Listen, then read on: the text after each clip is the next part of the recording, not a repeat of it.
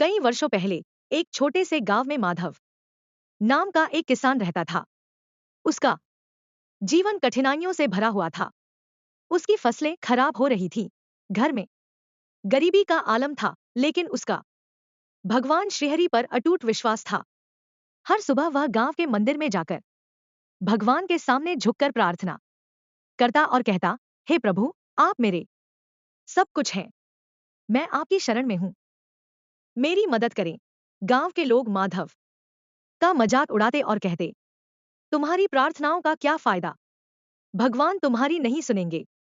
मेहनत करो, सपने देखना छोड़ दो। लेकिन माधव हमेशा मुस्कुराता और उत्तर देता, भगवान हर किसी की सुनते हैं। मैं उनकी परीक्षा नहीं ले रहा, बल्कि उनके समय का इंतजार कर रहा हूं। एक दिन भयंकर बाढ़ आई। गांव के सभी लोग अपने घर छोड़कर ऊंची जगहों पर चले गए। माधव का घर भी बाढ़ की चपेट में आ गया। सबने माधव से कहा, तुम भी हमारे साथ चलो, यहां रुकने से कुछ नहीं होगा। माधव ने उत्तर दिया, भगवान मेरी रक्षा करेंगे। मैं यहां उनका इंतजार करूंगा। बाढ़ का पानी बढ़ता गया।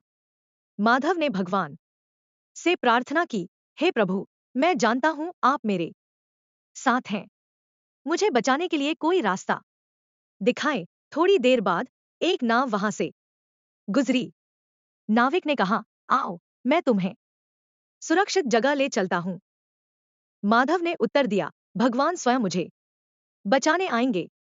मैं यहीं रुकूंगा। कुछ समय बाद एक लकड़ी का तना पानी में बहता हुआ आया। गांव वालों ने फिर कहा, माधव, इस तने को पकड़कर बाहर निकल जाओ। माधव ने फिर वही उत्तर दिया, भगवान मेरी मदद करेंगे। मैं उनकी प्रतीक्षा कर रहा हूं। आखिरकार माधव की स्थिति खराब हो गई और वह बेहोश हो गया। जब वह होश में आया तो उसने अपने सामने भगवान श्रीहरि को खड़ा पाया। भगवान मुस्कुराते हुए बोले, माधव, मैंने तुम्हारी मदद के लिए नाव भेजी, तना भेजा, लेकिन तुमने मेरी मदद को अस्वीकार कर दिया। मैं तुम्हारी भक्ति से प्रसन्न हूं, लेकिन याद रखो, मेरी सहायता हमेशा सीधे नहीं, बल्कि साधनों के माध्यम से आती है। माधव ने भगवान के चरणों में गिरकर क्षमा मांगी और कहा, प्रभु, अब मैं आपकी लीलाओं को समझ गया। मैं आगे से हर सहायता को आपकी कृपा मानूंगा।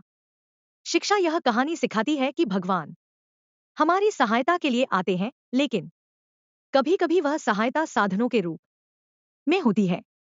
हमें उनकी मदद को पहचानने और उसे स्वीकार करने का विवेक होना चाहिए। सच्ची भक्ति का अर्थ केवल प्रार्थना करना नहीं, बल्कि उनकी कृपा को हर रूप में स्वीकार करना है। जय हिंद दोस्तों। अगर कहानी अच्छी लगी तो कृपया इसे सब्सक्राइब व लाइक ज़रूर करें ताकि हमारा मोटिवेशन बना रहे। जय हिंद दोस्तों।